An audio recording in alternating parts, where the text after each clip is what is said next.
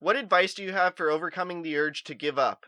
Yeah, at the end of the day, giving up, I'm going to give this from two different, one of the things that I learned as a young SEAL is we never quit. And going through SEAL training, we have a bell as you go through training. And if you ever want to quit, all you have to do is ring the bell. It is not a mandatory program. If it gets too tough, if you're too cold, if you're too miserable, if you're in too much pain, all you have to do is ring that bell and say, I'm done. I don't want to do this anymore. Life's a little bit easier. And a little bit easier to quit is what I'm getting at there. So how do we overcome the urge to give up?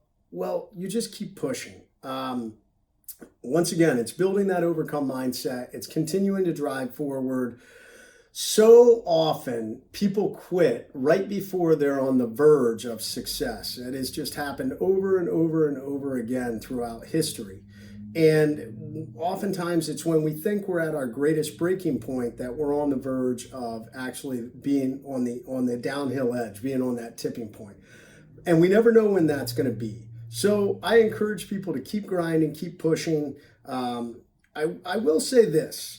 Before you ever decide to quit, understand something that it typically is a decision that you can't go back from. Most of the time when we quit, you can't recover and start over. So think through that, through the hardship, through that pain. Take a moment to try and think about, well, what happens if I quit?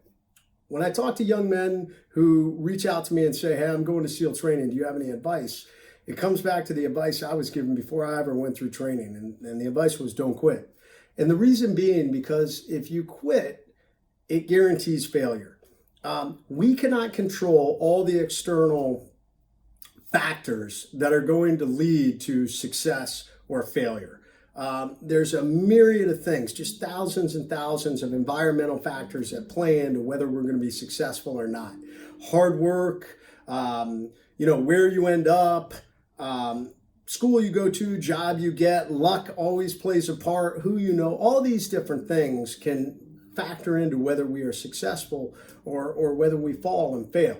But at the end of the day, the one thing is if you quit, it guarantees failure. And then you got to start over and figure out where you go from there. So no matter what, no matter how hard, no matter how much you're grinding, I tell people to keep pushing forward. Now, the one thing I will tell you is oftentimes people confuse stopping and taking a break with quitting. And I try to relate this to in the military, if we have a huge, if we're pushing forward and we're encountering a lot of resistance, we will fall back sometimes. So we will pull back, if we're losing men or we're losing equipment because we're encountering a lot of resistance, we're not just going to continue to rush forward to our death or lose more equipment or things like that. We're going to fall back to a safe point. We're going to regroup. We're going to reassess, and then we're going to reattack. And you need to do that in your own life also.